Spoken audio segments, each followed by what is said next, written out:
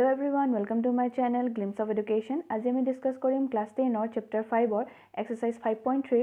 মই ইয়াৰ আগৰ ভিডিও কেইটাত এটো chapter important টপিকৰ লগতে exercise 5.1 আৰু exercise 5.2 আটাইবোৰ question already discuss কৰিছো. আপোনালোকে যদি ভিডিও কেইটা চোৱা নাই তেন্তে মই তাৰ লিংক description boxত দি দিম, নহলে ওপৰত থকা এই I বটনত ক্লিক কৰিও আপোনালোকে ভিডিও কেইটা চাই ল'ব পাৰে. তেন্তে আহকচোন আজি ভিডিওটো ষ্টাৰ্ট কৰো.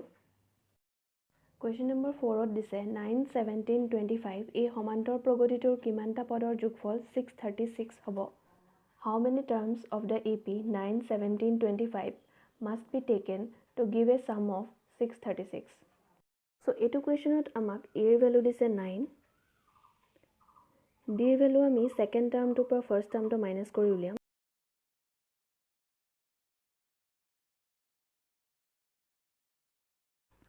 So ইয়াতে আমাক total sum দিছে 636 অৰ্থাৎ s ৰ value দিছে 636 আমাক ইয়াতে n ৰ value উলিয়াবলৈ দিছে.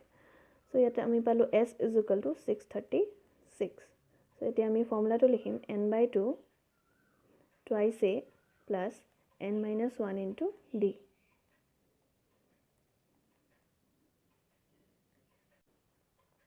So ইয়াতে আমি a ৰ value পাতিছো 9 আৰু d ৰ value পাতিম 8.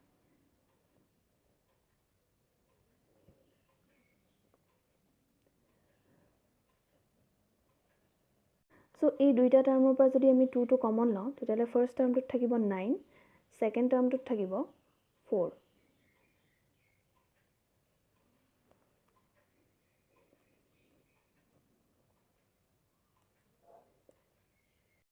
n minus 1 into 4 multiply কৰিলে হ'ব 4n minus 4.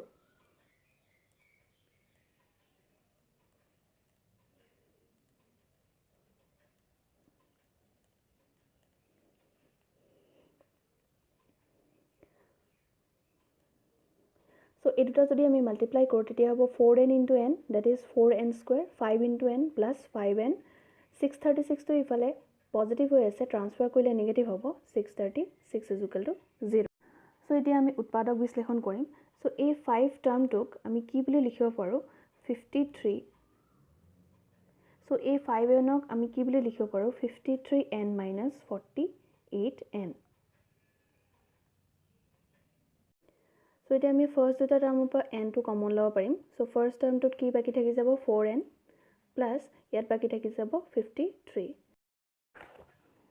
So এতিয়া আমি যদি 48 আৰু 636 ৰ কমন উলিয়াই চাওঁ তেতিয়া কমন দিলে আমি গম পাম যে ইয়াৰ পৰা কমন যাব 12. So ইয়াত বাকি থাকিব 4n মাইনাস টো যেতিয়া কমন লৈছো ইয়াতো মাইনাস আছিল, so ইয়াত প্লাস থাকি যাব. So 636 ক আমি 636 ক 12 ৰে ডিভাইড কৰিলে হ'ব 53. So 4n plus 53 টো আমি দুইটাৰ পৰা কমন ল'ব পাৰিম. So ফাৰ্স্টত থাকি যাব n minus সেকেন্ডত থাকি যাব -12. So ইয়াতে আমি n ৰ ভ্যালু দুটা পাম. So n minus 12 is equal to 0 যদি হয় তেতিয়া n ৰ ভ্যালু হ'ব 12, or 4n plus 53 is equal to যদি 0 হয় তেতিয়া হ'ব 4n is equal to minus 53 implies n is equal to minus 53 by 4. So আমি জানো যে n ৰ মান সদায় কি হয় ধনাত্মক অখণ্ড সংখ্যা হয়, সেইকাৰণে n ৰ ভ্যালু minus 53 by 4 টো হ'ব নোৱাৰে. So n ৰ ভ্যালু কিমান হ'ব 12. So শেষত আমি এনেদৰে লিখিছো যিহেতু n এটা ধনাত্মক অখণ্ড সংখ্যা হ'ব লাগিব এতেকে n is equal to 12. So আমি n ৰ ভ্যালু পালো 12. Question number 5 ত দিছে এটা সমান্তৰ প্ৰগতিৰ প্ৰথম পদ 5, অন্তিম পদ 45 আৰু যোগফল 400. মুঠ পদৰ সংখ্যা আৰু সাধাৰণ অন্তৰ নিৰ্ণয় কৰা. The first term of an AP is 5, the last term is 45 and the sum is 400. Find the number of terms and the common difference. So এটো কোৱেশ্যনত প্ৰথম পদ অৰ্থাৎ a ৰ ভ্যালু দিছে 5, অন্তিম পদ দিছে 45 অৰ্থাৎ l ৰ ভ্যালু দিছে 45 আৰু যোগফল অৰ্থাৎ sn ৰ ভ্যালু দিছে 400. So আমাক ইয়াত মুঠ পদ আৰু সাধাৰণ অন্তৰ উলিয়াব দিছে অৰ্থাৎ আমাক ইয়াত n আৰু d ৰ ভ্যালু উলিয়াবলৈ দিছে. So এতিয়া আমি sn ৰ ঠাইত লিখিব পাৰিম n/2 a plus l is equal to 400.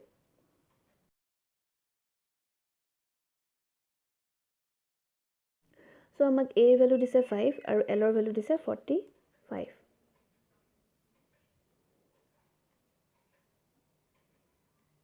(45 plus 5 is 50). So 45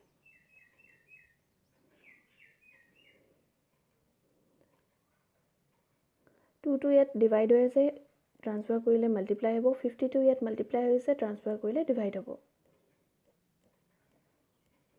so আমি n ৰ ভ্যালু পালো 16 এতিয়া আমি d ৰ ভ্যালু উলিয়াব লাগিব সো তাৰ কাৰণে আমি l = 45 এটো ইউজ কৰিম সো l ৰ ঠাইত আমি লিখিব পাৰো a + n - 1 * d = 45 so a ৰ ভ্যালু আমাক দিয়া আছে 5 n ৰ ভ্যালু আমি 16 উলিয়াইছো আৰু d ৰ ভ্যালু আমি এতিয়া উলিয়াম সো 16 - 1 is 15d = 5 to ইয়াত প্লাস হৈ আছে ইফালে ট্ৰান্সফাৰ কৰিলে মাইনাস হ'ব সো 45 - 5 is 40 সো d ৰ ভ্যালু কিমান হ'ব 40 divided by 15 সো 5 এৰে যদি আমি ক্যান্সেল কৰো তেতিয়া হ'ব d ৰ ভ্যালু 8/3 সো ইয়াতে আমি d ৰ ভ্যালু পালো 8/3 আৰু n ৰ ভ্যালু পালো 16 সো এটাকে মুঠ পদৰ সংখ্যা 16 আৰু সাধাৰণ অন্তৰ 8/3 Question number 6 ত দিছে এটা AP ৰ প্ৰথম পদ আৰু অন্তিম পদ ক্ৰমে 17 আৰু 350 যদি ইয়াৰ সাধাৰণ অন্তৰ 9 তেন্তে AP টোত কিমান পদ আৰু হিহতৰ যোগফল কিমান The first term and the last term of an AP are 17 and 350 respectively if the common difference is 9 how many terms are there and what is their sum So etu question at A value দিছে 17 D value দিছে 9 AN ৰ value দিছে 350 আমাক মুঠ পদ অৰ্থাৎ n ৰ value আৰু টোটাল সাম অৰ্থাৎ SN ৰ ভ্যালু উলিয়াবলৈ দিছে সো আমি AN ৰ ঠাইত লিখিব পাৰিম A + n - 1 * d = 350 so A ৰ ভ্যালু দিছে ইয়াত 17 D ৰ ভ্যালু দিছে 9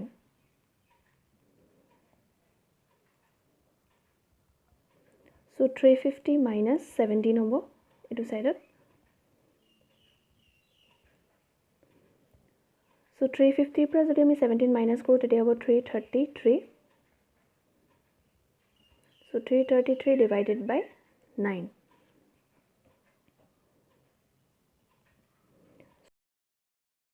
So ইয়াত আমি n ৰ ভ্যালু পাম 37 + 1 that is 38 So এতিয়া আমি SN ৰ ভ্যালু উলিয়াব লাগিব অৰ্থাৎ আমি S38 ৰ ভ্যালু উলিয়াব লাগিব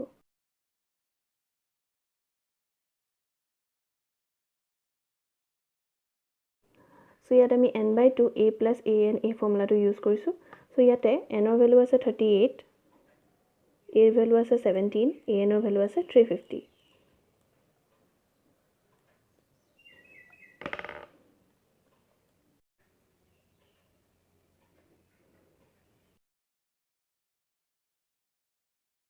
শেষত আমি এনেদৰে লিখিছো এটাকে AP টোত 38 টা পদ আছে আৰু হিহতৰ যোগফল 6973 Therefore there are 38 terms in this AP and their sum is 6973 Question number 7 on দিছে এটা AP d = 7 আৰু 22 তম পদটো 149 হলে ইয়াৰ প্ৰথম 22 টা পদৰ যোগফল নিৰ্ণয় কৰা Find the sum of the first 22 terms of an AP in which d = 7 and 22nd term is 149 So etu question d value dise 7 আৰু 22nd term to dise 149 অৰ্থাৎ A22 value dise 149 So আমি উলিয়াব লাগে যে first 22 টা termৰ sum কিমান হ'ব অৰ্থাৎ S22 উলিয়াব লাগে So A22 ঠাইত আমি লিখিব পাৰিম A + 22 - 1 into D = 149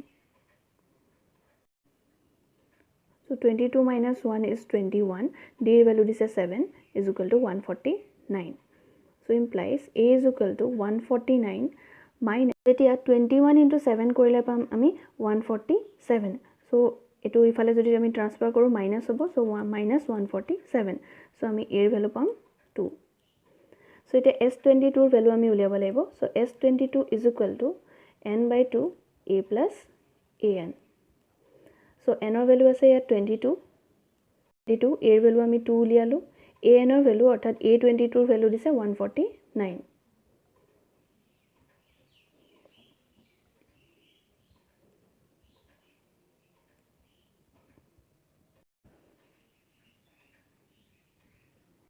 So শেষত আমি এনেদৰে লিখিছো এটাকে প্ৰথম 22 টা পদৰ যোগফল 1661 Therefore sum of first 22 terms is equal to 1661 ভিডিওটো চোৱাৰ বাবে ধন্যবাদ বাকী থকা টপিকবোৰ মই মোৰ নেক্সট ভিডিঅ'ত ডিছকাছ কৰিম। ভিডিঅ'টো চাই যদি ভাল পালে দেন লাইক কৰিব, শ্বেয়াৰ কৰিব আৰু ছাবস্ক্ৰাইব কৰিব। আপোনালোকৰ ছাজেশ্যনছ আৰু কুৱেৰিজবোৰ কমেণ্ট বা মেইল কৰি জনাব পাৰে। Thank U.